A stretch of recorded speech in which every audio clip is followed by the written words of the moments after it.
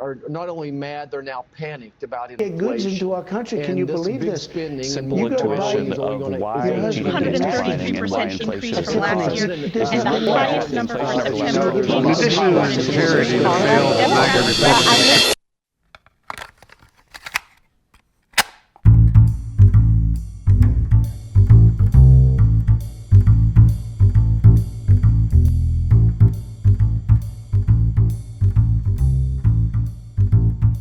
Inflation isn't an issue I need to introduce. Most of us has faced the problems that come with it over the last few years.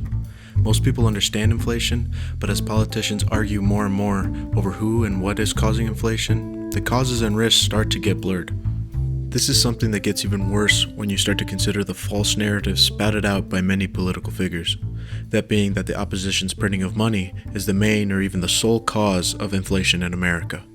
While irresponsibly minting cash can worsen inflation or even cause hyperinflation, it's not the sole cause nor the definition of inflation. Contrary to what many may seem to believe, inflation is just the general increase in prices. That's it. Anyways, with that clarified definition in mind, many causes of inflation suddenly become more evident. The list is endless, but common causes are war, drought, tariffs, material shortages, and laws and regulations which all affect the pricing of different services and products. One of the primary ways countries can fight this increase in prices is by printing more money. While printing money is sometimes seen as a massive risk for inflation, it's important to note that inflation will occur regardless of what the government does, but government incompetency is what can cause it to worsen significantly. This brings me to a second point. Another reason inflation is so often confounded with an increase in the money supply. As government face hardships over things like war and political instability, taxes and other forms of income tend to waver.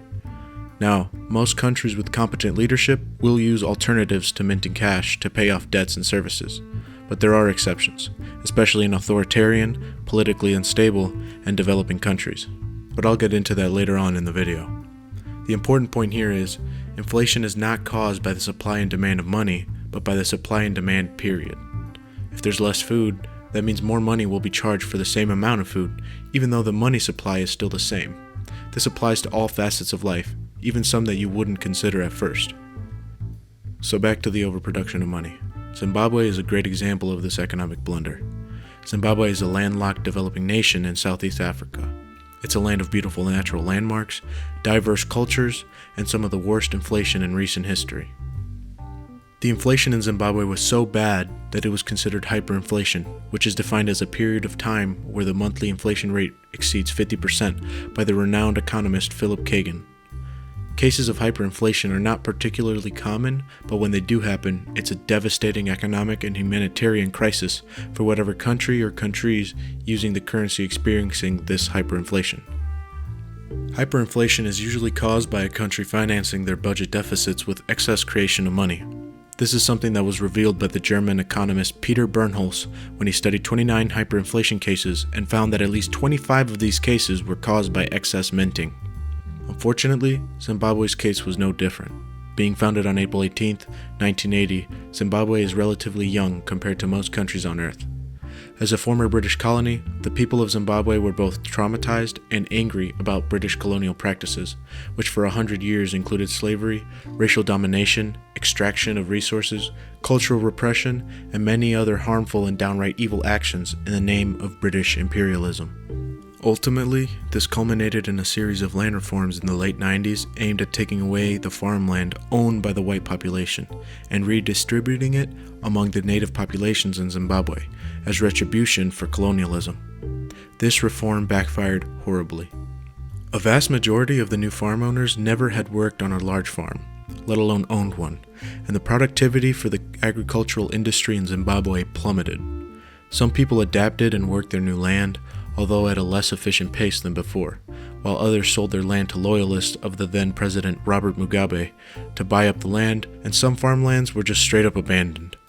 This massive change, along with the other seriously miscalculated economic changes made by Mugabe, led to increased prices and the collapse of the banking sector in Zimbabwe. No banks meant no loans for the people to develop their new land, which just compounded the inflation already present in the country. The white people in Zimbabwe also began fleeing the country. taking much of their capital with them and ultimately weakening the economy.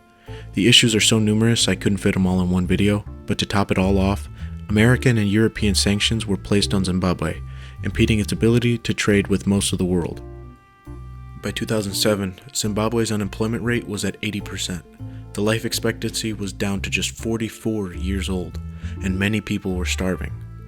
The inflation was already bordering on hyperinflation, but in order to combat the economic downturns, Mugabe turned to minting vast amounts of money just to fund his barely functioning government.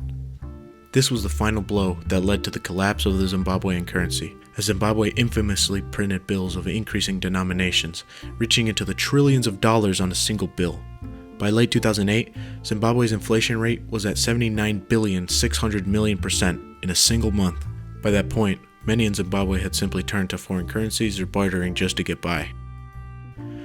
Zimbabwe is a sad case of post-colonialism, corruption, and ineffective leadership, which all led to a starving and impoverished population. It's important to note that the initial inflation didn't come from the irresponsible control over currency, but through authoritarian policies, civil unrest, and decreased productivity. Unfortunately, this story is not unique to Zimbabwe.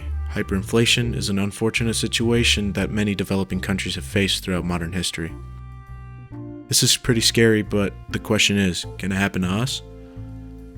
Well, the answer is probably not, but there's certainly no denying that American inflation has surged over the last few years.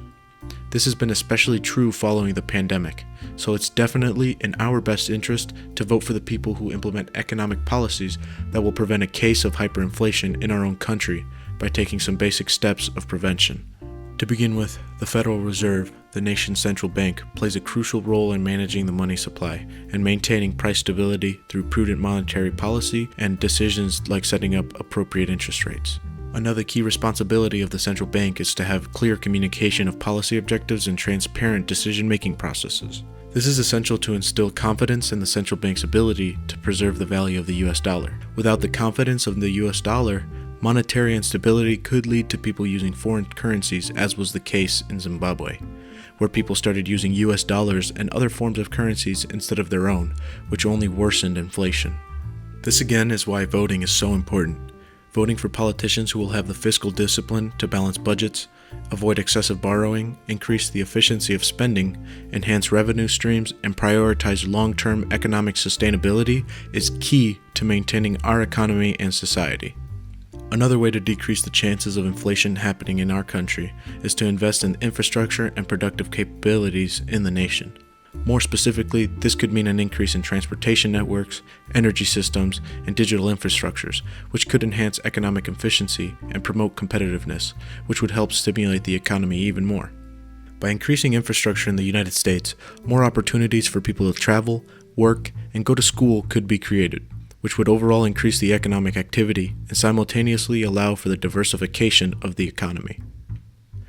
Diversification of the economy is the most overlooked aspect of spending.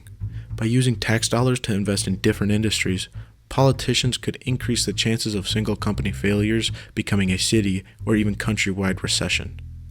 But at the end of the day, the American economy is the largest in the world, and although it may seem nearly impossible, the threat of hyperinflation should be taken very seriously, as it could spell the end of our modern way of life. It's our responsibility as citizens to ensure that this does not happen, by voting people into power who will not repeat the mistakes that I explained earlier in the video.